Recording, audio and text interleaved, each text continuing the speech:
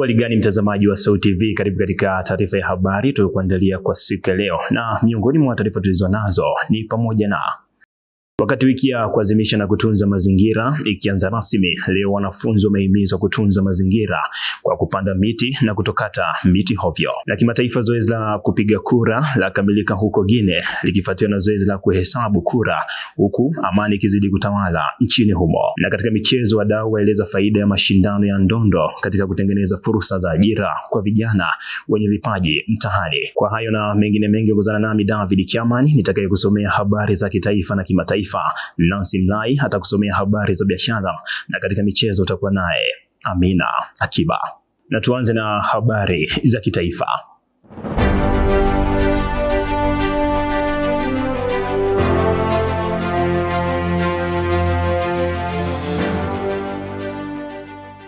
Tukianzia katika ukanda wa Ziwa Victoria, mkuu wa shule ya sekondari ya Kisoko, Yohana Bihenge, amewahimiza wanafunzi wa shule hiyo pamoja na wananchi wa mtaa huo wa Kisoko kutunza mazingira pamoja na kupanda miti shuleni hapo. Akizungumza na SAUT TV habari katika tukio la kuadhimisha wiki ya utunzaji mazingira duniani na kushirikiana na Chuo Kikuu cha Mtakatifu Agustino kampasi kuu ya Mwanza pamoja na wanafunzi wa idara ya mawasiliano ya umma katika upandaji wa miti, mwanahabari wetu Happiness Asheri ametuandalia taarifa hiyo. Ikiwa ni wiki ya maadhimisho ya siku ya mazingira duniani, Chuo Kikuu cha Mtakatifu Agustino cha Tanzania kwa kushirikiana na wanafunzi wa mawasiliano kwa umma wameamua kuadhimisha siku hii ndani ya shule ya sekondari Kisoko, ambapo wamekuwa na kauli mbiu isemayo panda miti kwa kesho ya kijani. Lakini mwalimu mkuu wa shule hii analipi la kuzungumzia kutokana na hafla hiyo iliyofanyika ndani ya shule hii ya Kisoko?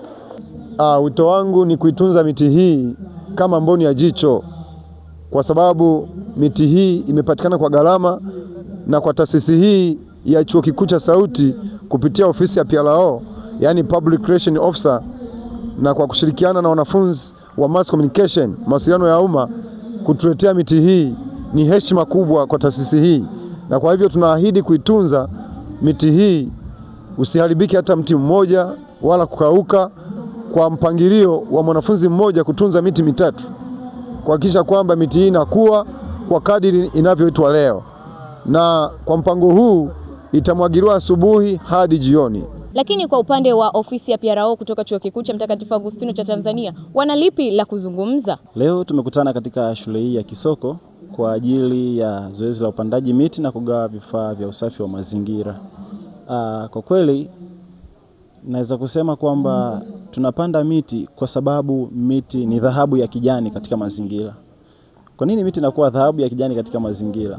Mazingira yanapokuwa yanakosa uoto wa asili ambayo inaweza kujumuisha nyasi, miti na mimea mingine mbalimbali, yanaweza kusababishia mazingira kuharibika. Na hivyo tunaweza kupanda miti kwa ajili ya kuhakikisha tunayatunza mazingira yetu, kuepukana na mmomonyoko mbalimbali ya kimazingira. Kutoka hapa shule ya sekondari Kisoko, mimi ni Happiness Asheri, SAUT TV. Asante sana Happiness Asheri kwa taarifa hiyo. Mtazamaji, tusalie hapa jiji la Miamba ndani ya ndaki ya Chuo Kikuu cha Mtakatifu Agustino kampasi kuu ya Mwanza. Wananchi wa mtaa wa Malimbe jijini Mwanza wameeleza kuathiriwa kwa kuongezeka kwa gharama za maisha, hali inayowalazimu kubadili matumizi yao ya kila siku kutokana na kupanda kwa bei ya bidhaa muhimu na huduma mbalimbali. Mwanahabari wetu Hamidu Deli ametuandalia undani wa taarifa hii. Kupanda kwa gharama za maisha kumeendelea kuwa changamoto kwa baadhi ya wananchi, kama inavyoelezwa na wakazi wa mtaa wa Malimbe wilayani Nyamagana mkoani Mwanza. Unakuta labda anapata labda 500, alafu nauli hivi labda anaenda kupanda labda kwenye gari, kama gari unakuta anapandisha nauli labda shilingi 700 kutoka labda Malimbe kwenda labda mjini, na kutoka labda mjini kwenda Usagara labda mtu anafanywa labda buku. Hiyo inakuwa inamwasili sana kwa yule mfanyabiashara na uchumi wa kawaida. Chakula ambacho tulikuwa tunapata kwa buku sasa hivi tunapata kwa 2000, 2500 mpaka 3000. Kwa naomba tu serikali angalie namna jinsi ya kuweza kuseva sisi wananchi wetu ili tuweze kuishi kwa amani na utulivu. Amen. Tena inatuathiri kubwa sana. Mfano nauli tulikuwa tunatoka hapa kwenda mjini kwa shilingi 500, lakini nauli sasa hivi imepanda mpaka kwa shilingi 600. Vile vile ukija kuangalia mimi hapa ni mfanyabiashara. Kwa hiyo nakuwa napata athari nyingi Mfano nimeagiza labda mzigo kutoka mjini mpaka ukafika huku, nakuta nimetumia gharama kubwa kutokana na vitu vilivyopanda bei. Serikali iliangalia hili. Nikiripoti kutoka hapa jijini Mwanza, mimi ni Hamidu Deli wa Sauti TV. Baadhi ya maafisa usafirishaji kutoka Nyamagana mkoani Mwanza wameeleza changamoto wanazopitia ikiwemo kupungua kwa wateja kutokana na kuongezeka kwa nauli kwa abiria wao, hali inayochangiwa na kupanda kwa bei ya mafuta. Wakizungumza na Sauti TV habari, wameeleza kuwa hali hiyo imekuwa ngumu kwa sasa, kwani wateja wengi wamekuwa wakikataa bei wanazotajiwa na kuendelea kushinikiza bei za awali. Kwa undani wa taarifa hizi tuungane na mwanahabari wetu Alexander Mogolo. Ni muda sasa umepita tangu kupanda kwa bei ya mafuta. Leo niko hapa stendi ya Malimbe jijini Mwanza. Nipo kwa ajili ya kuzungumza na maafisa usafirishaji. Kubwa nataka kufahamu ni changamoto zipi ambazo wanazipitia kutoka kwa abiria mara baada ya wao kuongeza bei ya nauli. Kwa majina anaitwa Christopher Sixbet Akonai. Ni afisa usafirishaji hapa Malimbe chuoni. Kupanda kwa bei ya mafuta kwa kweli imetuathiri kwa kiasi fulani, ambako sasa kama unavyotuona, kwanza tumekosa wateja. Wateja wengi sasa hivi hawapandi bodaboda kulingana na bei kupanda. Tunajikuta tunakaa tu hapa bila kazi yoyote. Na pengine labda mtu ana shilingi 1000 anashindwa kukuambia bwana, nina shilingi 1000 twende. Umeona? Kwa hiyo unajikuta anatembea kwa mguu. Sasa huku kukaa huku ndio kuathirika kwenyewe. Maana kabla hajapanda tulikuwa tunazunguka, ila sasa hivi tumetulia. Pia kingine unakuta kuna uhusiano kidogo umevurugika kati ya sisi na wateja wetu. Mfano tuna wale wateja wa oda ambao wako kwenye simu, wale pia wamekata, au unajikuta haelewi. Mtu unamwambia mafuta yamepanda, labda sasa nauli nayo imepanda, yeye haelewi. Pia anaishi dunia nyingine kabisa. Mzee hapa buku haiwezekani, angalau buku jera nakwambia hamna. Kwa hiyo unajikuta unaingia kwenye kamgogoro na mteja, jambo ambalo sio zuri. Asante. Kwanza kupanda kwa mafuta imesababishia labda sasa hivi kipato kushuka kwetu sisi, kwa sababu matumizi ya mafuta yapo juu na unapomweleza mteja hakuelewi. Wengine wanatembea kwa miguu, basi wachache wanaopatikana ndio tunaenda. Kwa madhara ya kwanza tunayopata ni kipato kushuka. Kipato kimeshuka, watu wengi wanatembea kwa miguu. Alafu cha pili, mnagombana. Watu wengine wanaenda fika mwisho wa safari anasema mimi nimezoea 1000. Fika pale sasa hivi mafuta yamepanda, mnagombana. Kwa majina naitwa Alimkiza Darius. Mimi ni dereva bodaboda katika mtaa Maduka 9. Changamoto ambazo tunakumbana nazo kutokana na kuongezeka kwa nauli, ya kwanza ni baadhi ya abiria kushindwa kusafiri kwa muda mwafaka. Lakini pia changamoto ya pili nakasema ni swala la madeni, kwa sababu mtu unashangaa anakuwa na uhitaji wa kwenda mfano kama mjini, lakini nauli hana. Kwa changamoto hiyo ya madeni ni moja sababu ambayo pia imetokana na kuongezeka kwa mafuta na kupandishwa kwa bei. Sio tu maafisa usafirishaji ambao wanalia kutokana na kupanda kwa bei ya mafuta, bali ni ulimwengu mzima. Kutoka hapa Malimbe jijini Mwanza, mimi ni Alexander Mogolo wa Sauti TV. Shukrani sana Alexander Mogolo kwa taarifa hiyo. Mtazamaji, tupate mapumziko mafupi, tukirejea ni habari za kimataifa.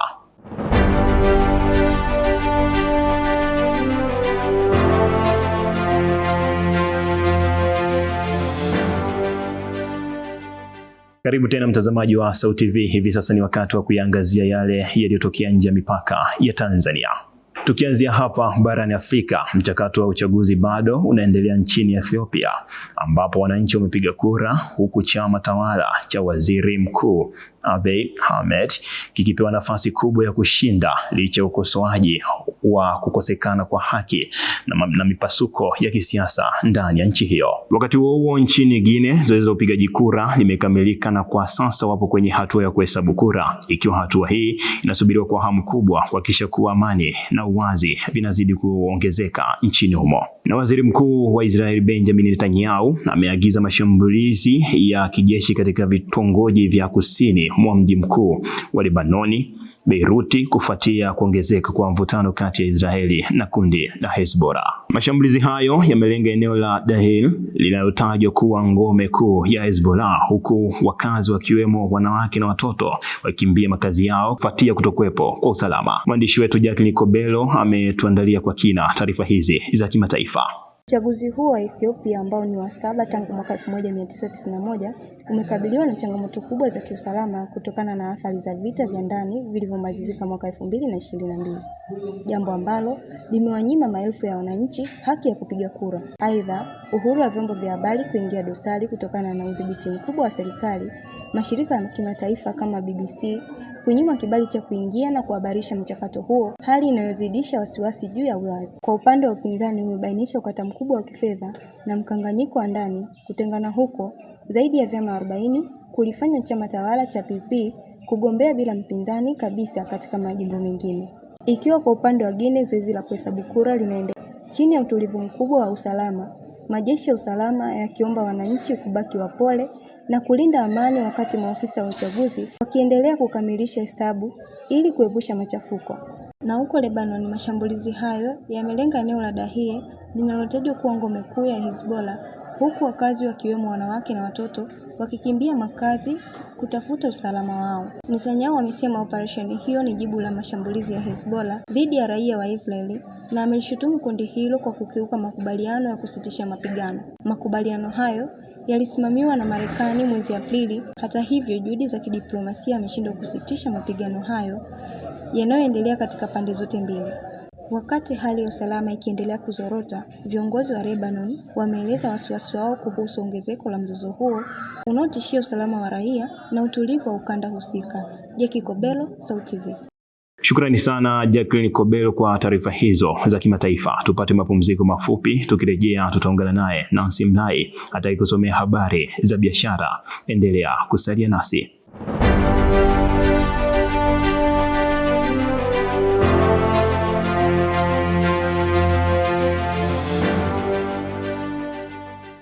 Karibu mtazamaji wa Sauti TV na sasa ni habari za biashara.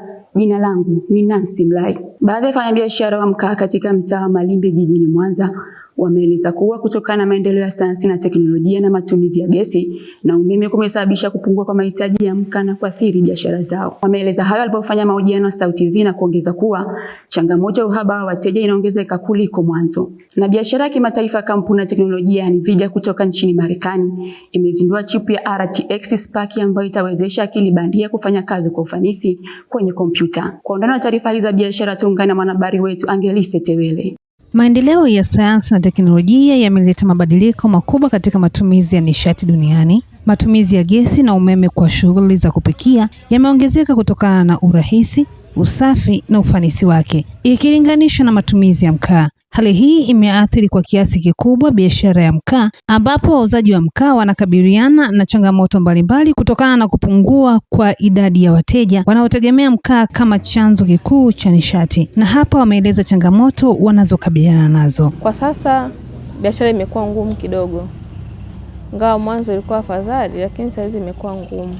Ugumu unakuja pale mkaa umepanda bei, inabidi kupunguza kipimo.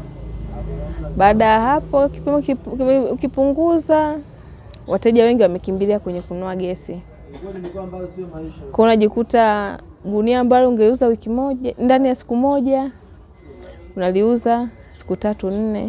Kwa kuiona hela yake inakuwa changamoto.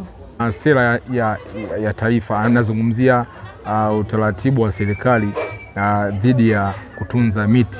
Sasa hivi serikali ilianzisha kuna mifumo ya kuweza kudhibiti watu wasiendelee kukata miti ovyo. Sasa kama unavyofahamu, sisi mkaa tunategemea miti ikatwe. Sasa miti isipokatwa obvious, kama wafanyabiashara hatuwezi tukapata kupata hii mikaa, inakuwa ni ngumu sana. Mkaa imekuwa ni changamoto kidogo kutoka kwa sababu gesi ndio inayotumika sana kushinda mkaa. Na hii inasababishwa na kosti ambayo ipo. Mtu akipiga hesabu ya kosti anayetumia ndani ya mwezi na anayetumia miezi miwili ya gesi, anaona bora atumie gesi. Zamani tulikuwa tunauza mkaa sana, sasa hivi tunauza tu mkaa kidogo. Watu wanaobadilisha gesi ni wengi kushinda wanunuzi wa mkaa. Na biashara ya kimataifa. Chipu hiyo imetambulishwa na mkurugenzi mtendaji wa kampuni hiyo Jensen Huang wakati wa Computex Taiwan, na amesema imeundwa kuendesha mawakala wa akili bandia au AI ndani ya kompyuta za mkononi na mezani. Hatua hiyo imeweka kampuni hiyo katika ushindani wa moja kwa moja na makampuni ya teknolojia kama Apple katika soko la kompyuta za kisasa zenye uwezo wa AI. RTX Spark imetengenezwa kwa ushirikiano na kampuni ya MediaTek iliyopo Taiwan baada ya miaka 3 ya maendeleo. Wataalamu wanaamini teknolojia hii itabadilisha namna watu wanavyotumia akili bandia kwenye vifaa vyao vya mkononi, hasa kompyuta. Mimi Angelise Tewele wa Sauti TV. Asante sana Angelise Tewele kwa taarifa hizo. Mtazamaji, ni mwisho wa taarifa za biashara tulizokuandalia kwa siku hii ya leo. Tupate mapumziko mafupi, tukirejea ni habari za michezo na Amina Akiba. Endelea kutazama Sauti TV habari. Mimi ni Nancy Mlai.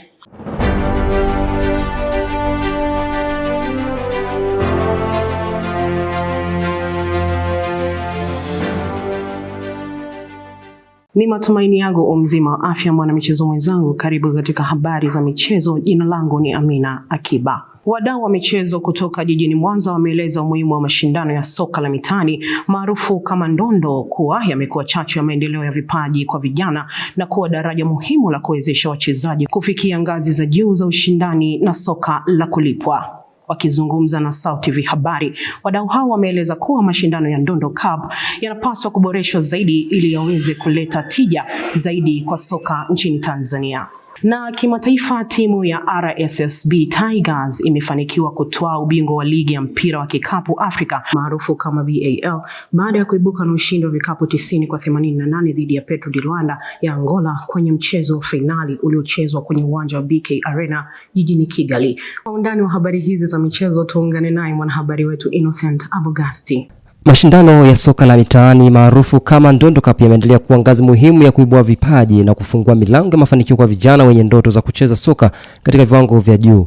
Mafanikio ya baadhi ya wachezaji waliopita mashindano hayo yameifanya Ndondo Cup kutajwa kama jukwaa muhimu la kutambua na kukuza vipaji, huku baadhi ya wanachuo wa Chuo Kikuu cha Mtakatifu Agustino Ndaki Kuu ya Mwanza wakieleza kuwa mashindano hayo yamekuwa yakitoa fursa kwa wachezaji kuonekana na walezi wa vipaji pamoja na saka vipaji. Nikizungumza nao kutoka hapa katika Chuo Kikuu cha Mtakatifu Agustino, walikuwa na haya ya kueleza. Mashindano ya Ndondo Cup yanasaidia sana kukuza na kuibua vipaji vya vijana mbalimbali ambao wanashiriki katika mashindano hayo. Kwani tunaona kupitia mashindano ya Ndondo Cup tunaona wachezaji wengi tu, watoto mbalimbali wanakuza vipaji vyao na wanapata fursa mbalimbali kujiunga na academy mbalimbali ambazo zinawasaidia katika kukuza vipaji vyao na kuweza kutimiza ndoto zao katika soka. Kutia hapo tunaona wa viongozi tofauti tofauti, makocha tofauti tofauti wanaweza kuibua wachezaji kutoka sehemu hiyo na kuwapeleka hata ngazi nyingine. Kwa hiyo kupitia mashindano ya ndondo kunakuwa na competition kubwa ya wachezaji wanavyoona fulani anachezaje, na wao pia wanakuwa wanapata motisha. Ndondo Cup inasaidia watu hasa wale wanaoshiriki kwenye kuibua vipaji vyao, kwa sababu hakuna mtu unaweza kumwaminisha kuwa mimi nafanya na nina kipaji fulani au mimi niseme ninaigiza bila kuigiza watu wanione naigiza. Kwa hiyo ule mchezo wa Ndondo Cup watu wakikutana pale wakiwa wanacheza, mtu anaona kipaji cha mtu. Inaweza ikatokea fursa siku moja watu wanakuja pale labda kijijini wanauliza tunataka tusajili wana michezo au timu. Unaweza ukaibuka na ukachaguliwa na ukaenda. Na kimataifa tuanzie hapa barani Afrika. Timu ya RSSB Tigers kutoka nchini Rwanda imefanikiwa kuibuka mabingwa wapya wa ligi kuu ya kikapu nchini Afrika BAL baada ya kuibuka na ushindi wa alama 90-88 dhidi ya Petro di Luanda ya Angola kwenye mchezo wa finali uliochezwa kwenye uwanja wa BK Arena jijini Kigali. Na kabla ya kufika finali, timu hiyo ya Tigers ilikutana na miamba wa soka kutoka Misri Al Ahly C na kuibuka na ushindi wa alama 106-97 katika mchezo wa nusu finali ulioweka historia kubwa kwa Rwanda kufuzu finali ya BAL kwa mara ya kwanza. Miamba hao wanaonolewa na kocha mkuu Eri Mwinuka ambaye ni raia wa Tanzania, pia ametangazwa kuwa kocha bora wa mwaka wa BAL, huku pia wakitoa nyota bora wa mashindano hayo. Kihistoria, Tigers wamecheza msimu wao wa kwanza kabisa wa BAL msimu huu wakichukua nafasi ya APR BBC iliyojitoa kwenye mashindano hayo na kuwashangaza wengi kwa kufikia hatua ya fainali moja kwa moja. Wakiwa chini ya uongozi wa Mwinuka, kikosi hicho kimeonyesha nidhamu ya hali ya juu na uthabiti, hususan katika mchezo wa fainali dhidi ya Petro di Rwanda ambapo walifanikiwa kurejea mchezoni wakitoka nyuma ya alama nyingi na hatimaye kushinda kombe hilo. Ushindi huu mkubwa wa Tigers unatajwa na wachambuzi kama moja ya matukio makubwa ya michezo barani Afrika kwa mwaka 2026, kwani kumevunja utawala timu za kanda ya kaskazini na magharibi mwa Afrika. Wachezaji na mashabiki wa Tigers walionekana wakiwa na furaha isiyo na kifani mara baada ya filimbi ya mwisho, huku Rais Paul Kagame wa Rwanda naye akiwa ni miongoni mwa maelfu waliohudhuria na kushuhudia historia hiyo ndani ya BK Arena. Na kwingineko duniani, michezo ya kirafiki ya kimataifa ya maandalizi kuelekea katika kombe la dunia la mwaka 2026 iliendelea kuchezwa katika mataifa mbalimbali, ikiwa ni sehemu ya maandalizi ya mwisho ya timu kabla ya mashindano rasmi ya FIFA yatakayofanyika kuanzia Juni 11 kule nchini Marekani, Mexico pamoja na Canada. Cape Verde ilifanikiwa kuibuka na ushindi wa mabao 3-0 katika mchezo ambao ulidhibitiwa vyema, huku Mexico ikifunga Australia bao 1-0 katika pambano lililokuwa na ushindani mkali wa kiufundi. Japani iliendeleza kiwango chake cha nidhamu na kuichapa Iceland bao 1-0, wakati Korea Kusini iliibuka na ushindi mnono wa bao 5-0 katika mchezo uliotaliwa na mashambulizi ya kasi. Switzerland ilifunga Jordan mabao 4-1 katika mchezo uliodhihirisha ubora wa safu yake ushambuliaji. Lakini pia taifa la Ecuador likiibuka na ushindi wa 2-1 dhidi ya Saudi Arabia katika pambano lililokuwa na ushindani wa karibu hadi dakika za mwisho. Ujerumani nayo imeendelea kufanya vyema katika michezo hiyo mara baada ya kuibuka na ushindi wa bao 4-0 dhidi ya Thailand katika mchezo ulioweka wazi ubora wa kikosi hicho, huku Ukraine ikiibuka na ushindi wa 2-0 dhidi ya Poland katika matokeo yaliyovuta hisia barani Ulaya. Marekani, mmoja wa wenyeji wa kombe la dunia 2026, iliibuka na ushindi mabao 3-2 dhidi ya Senegal katika mchezo uliokuwa wa kasi na wenye mabadiliko ya matokeo ya mara kwa mara. Singapore pia iliibuka na ushindi wa mabao 4-0 dhidi ya Mongolia katika mchezo uliodhihirisha tofauti ya viwango kati ya timu hizo. Lakini pia alfajili ya kuamkia leo, kikosi cha timu ya taifa ya Brazil kimefanikiwa kuibuka na ushindi wa goli 6-2 dhidi ya Panama. Matokeo haya yanaendelea kuonesha maandalizi ya kina ya mataifa mbalimbali, huku makocha wakitumia michezo ya kirafiki kupima ubora wa vikosi, kurekebisha mifumo ya uchezaji na kufanya maandalizi ya mwisho kabla ya kombe la dunia la mwaka 2026 hapo Juni 11 katika mataifa ya Amerika Kaskazini, yakihusisha mataifa ya Marekani, Canada pamoja na Mexico. Nikikuletea ripoti hii ni wako mwana michezo Innocent Lugasha Albugasti, na hii ni SAUT TV. Hadi kufikia hapo sina la ziada katika michezo kwa siku ya leo. Mimi ni Amina Akiba na sasa nirejeshe kijiti kwake David Kiaman kwa kuhitimisha habari hizi kwa siku hii ya leo. Asante sana Amina Akiba kwa taarifa hizo za michezo. Na mtazamaji, taarifa hizo za michezo zinatutamatishia taarifa ya habari kwa siku ya leo. Lakini kabla tupate tena muhtasari wake. Wakati wiki ya kuadhimisha na kutunza mazingira ikianza rasmi, leo wanafunzi wamehimizwa kutunza mazingira kwa kupanda miti na kutokata miti hovyo. Na kimataifa, zoezi la kupiga kura la kamilika huko Guinea likifuatiwa na zoezi la kuhesabu kura, huku amani ikizidi kutawala nchini humo. Na katika michezo, wadau waeleza faida ya mashindano ya ndondo katika kutengeneza fursa za ajira kwa vijana wenye vipaji mtaani. Kufikia hapo sina la ziada. Kwa niaba ya wote walioshiriki kuandaa taarifa hii ya habari, jina langu ni David Kiamani. Nikutakie utazamaji mwema wa vipindi vinavyoendelea hapa SAUT TV. Uwe na wakati mwema.